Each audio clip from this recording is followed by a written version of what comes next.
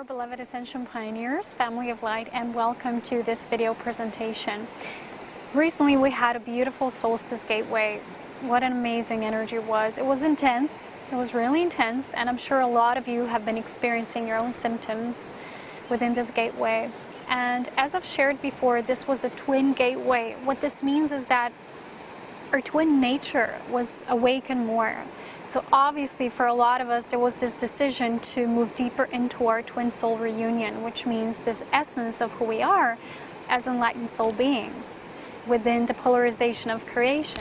So the more we remember how we just are here to be loved, everything else just seems to be falling away, dissolving, disintegrating. So I've shared a solstice light transmission on my SoundCloud profile. I really advise you to go check that out if you feel guided to do a short light activation with me. What's been taking place is this revelation of our higher angelic self template. So the angelic human that a lot of times, people talk about. What does it mean? We aren't really an angelic human in terms of embodiment before we re-establish that missing link with our ethereal wings. So recently we had this beautiful Serapina light, which is my own invention, which is just how it individually comes through me. We had this healing, and it was a really magnificent experience. It was a day before solstice, and the energy was actually so intense that it caused us to cry and have these great memories flood back. This memory of us being pure love, remembering our angelic frequency.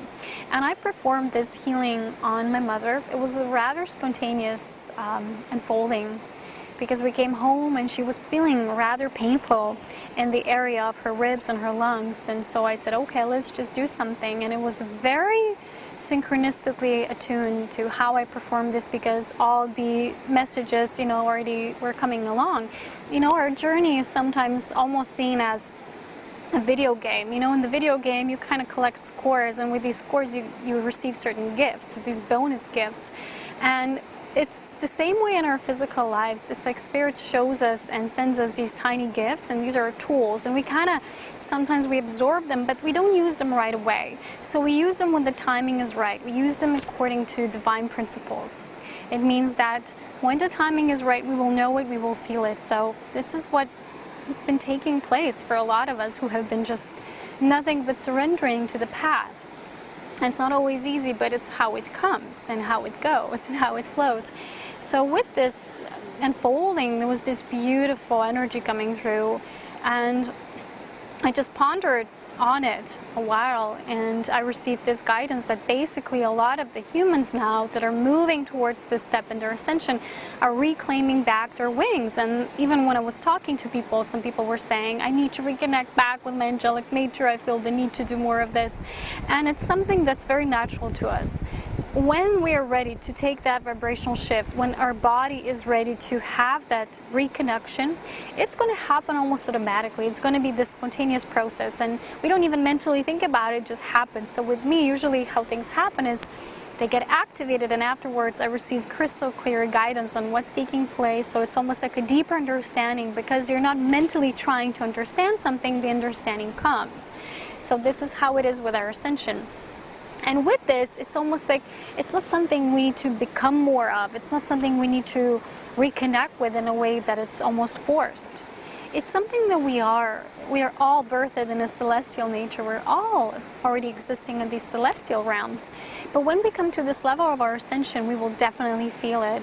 And what's taking place is that physically there will be a reestablishment taking place.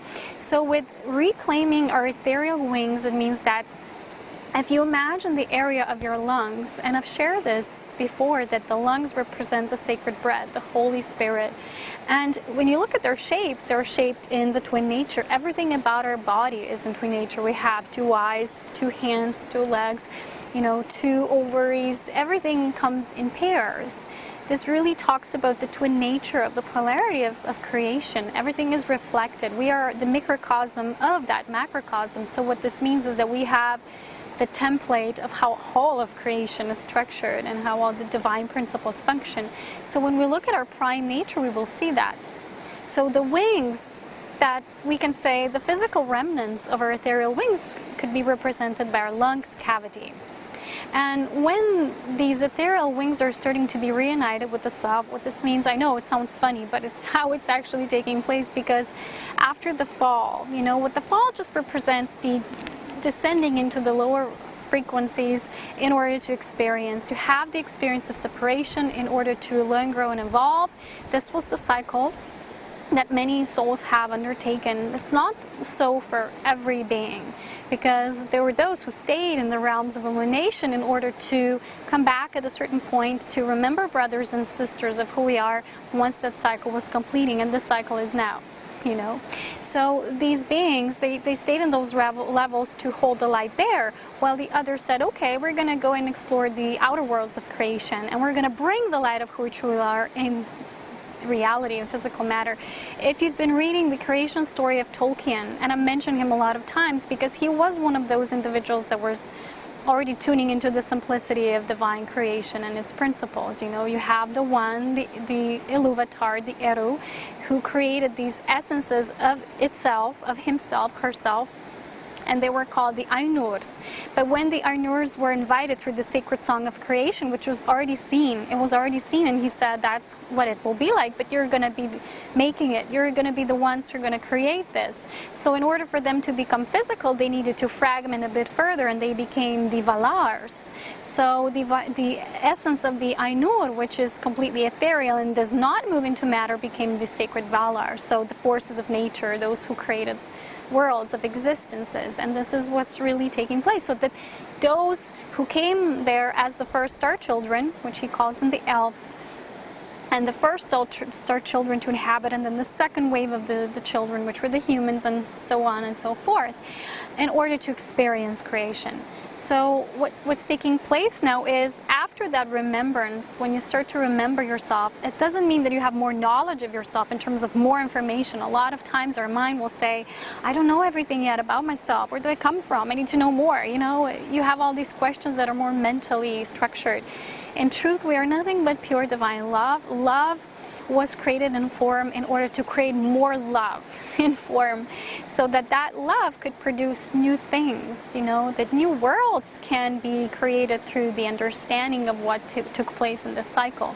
This means that you create something, you have an experience of that, you have information after you pour love into it. It's not the other way around. You don't gain more information, then you'll have love, you know, or you have more research and then you'll have more trust. It doesn't go that way.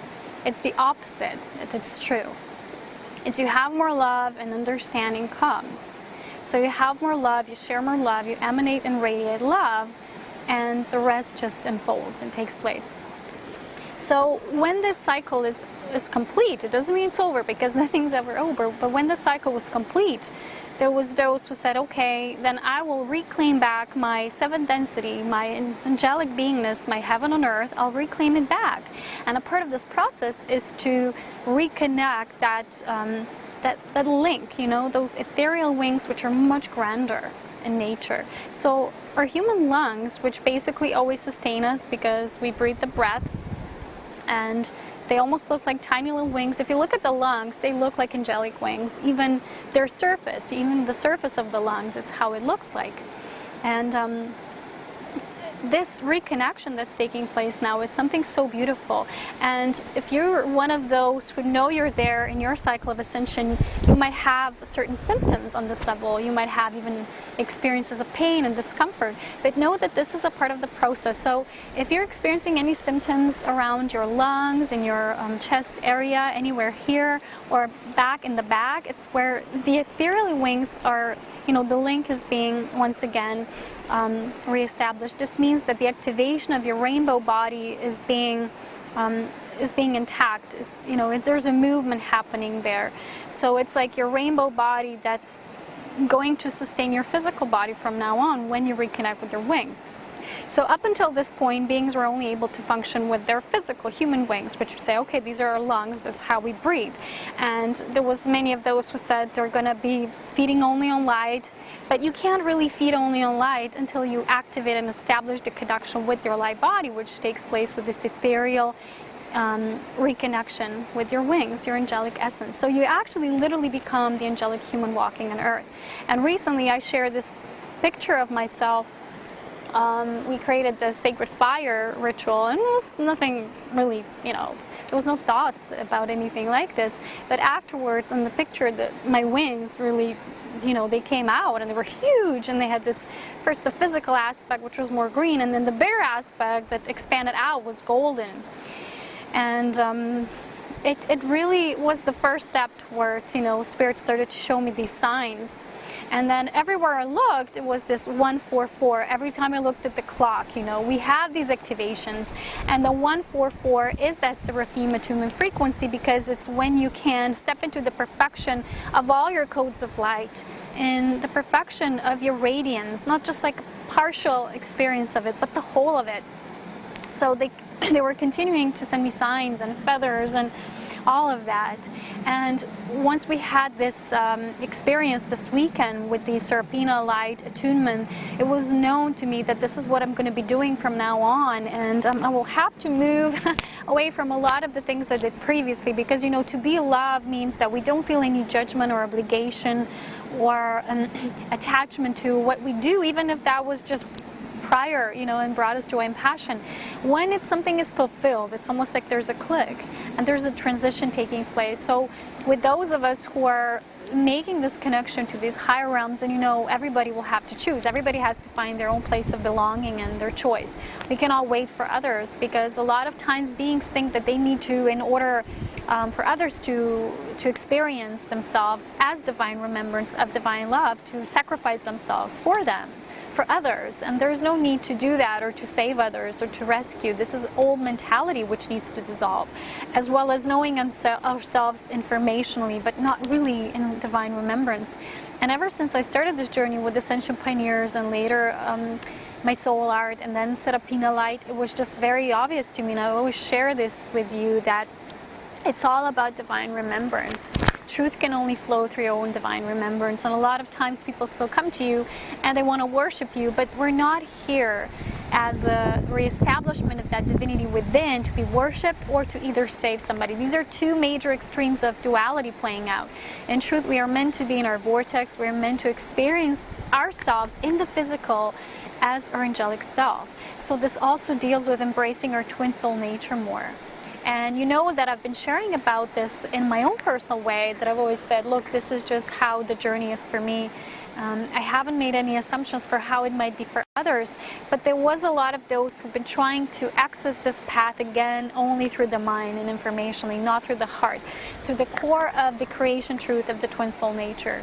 So when you really establish that link with yourself, you will know that nothing else matters to you. There's no obligations, no attachments, no needing to sacrifice or save, but it will be this full devotion to sustaining, to maintaining and sustaining your angelic frequency.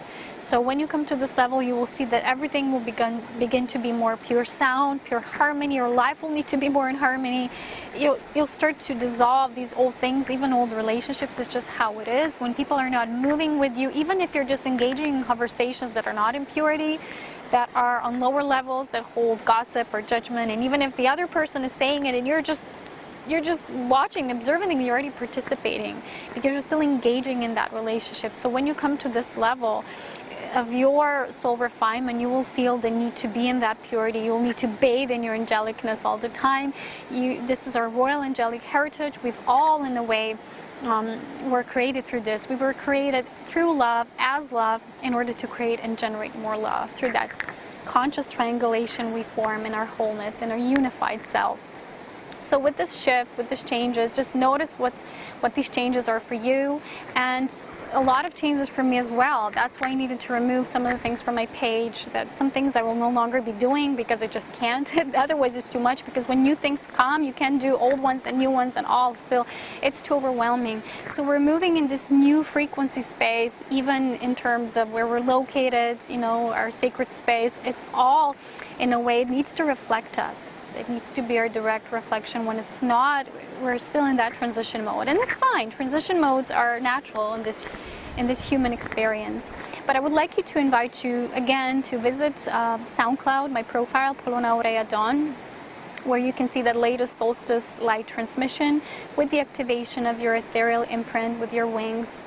And just know firmly that if you feel any inclination for this, it's already naturally this way for you. I'm just here as a bridge to tell you of these things so you might have an easier understanding of it, in a way that you'll be like, oh, you know, that there's more relief, and knowing what's consciously taking place within you, so that you don't have worries or fears or stressing over it. It's no more need, you know, there's no need for that.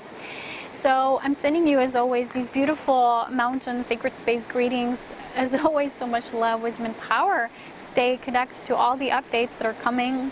I need to be more unplugged this summer, and I'm really looking forward to this summer because there's some beautiful energies and potentials coming through. So take care, and I'll talk to you soon. Bye-bye.